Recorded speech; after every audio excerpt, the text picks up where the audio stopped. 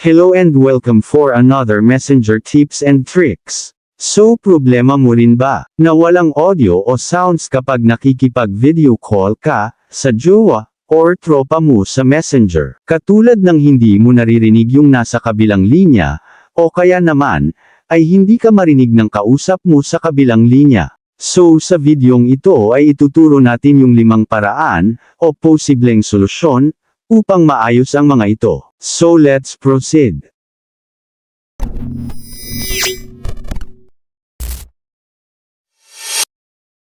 So yung unang solusyon, o paraan upang maayos ang messenger sounds, just in case na nagbi-video call o tumatawag, at hindi natin naririnig o kaya naman, ay hindi tayo naririnig ng kausap natin sa kabilang linya, ang una nating gawin ay i-turn off ang tawag.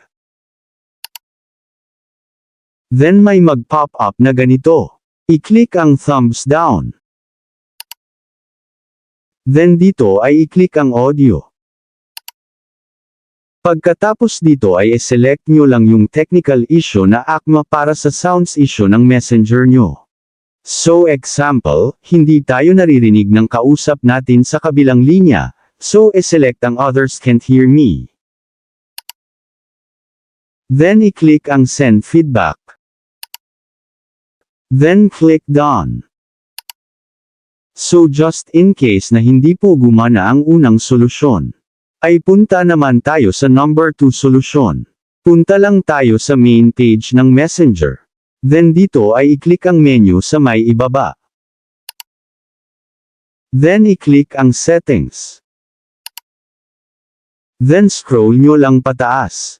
Then dito sa under ng safety, ay makikita nyo ang report technical problem, i-click nyo ito. Then dito ay make sure na nakatoggle on ang shake phone to report problem. Pagkatapos ay i-click natin ang go back and shake device. Then punta naman tayo sa chat list ng Messenger. Then i-tap natin ang friends, o tropa kung saan ay may technical issue sa sounds.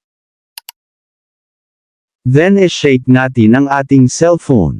Then may mag-pop up na ganito. I-click ang report problem.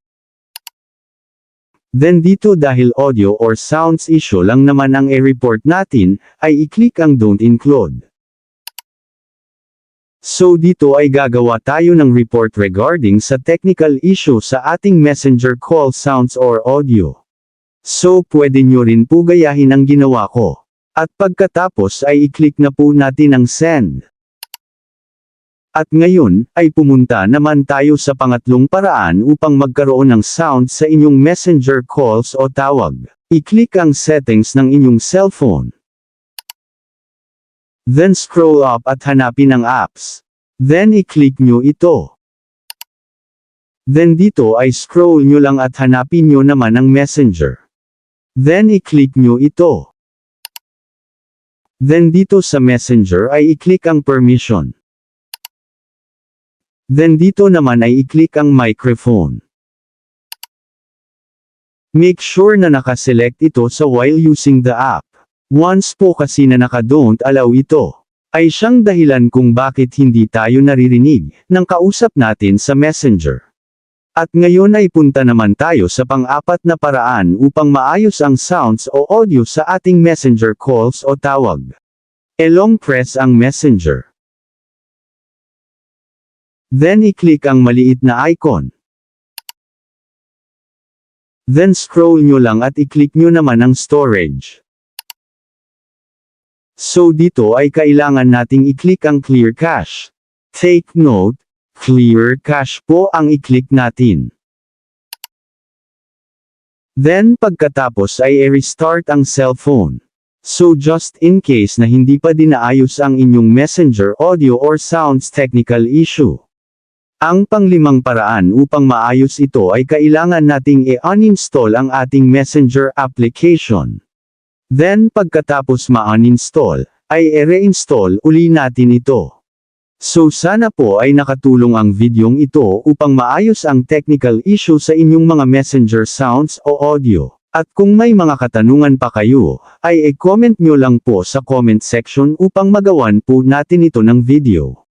So ayan, sana po ay nagustuhan nyo ang video natin ngayon, at maraming salamat po sa mga nag-subscribe, at kung bago ka palang napadaan sa channel na ito, at gusto mo ng mga ganitong video, ay huwag po sana kalimutang mag-like, subscribe, at pindutin ang notification bell button, upang updated po kayo once na mag-upload ako ng bagong video.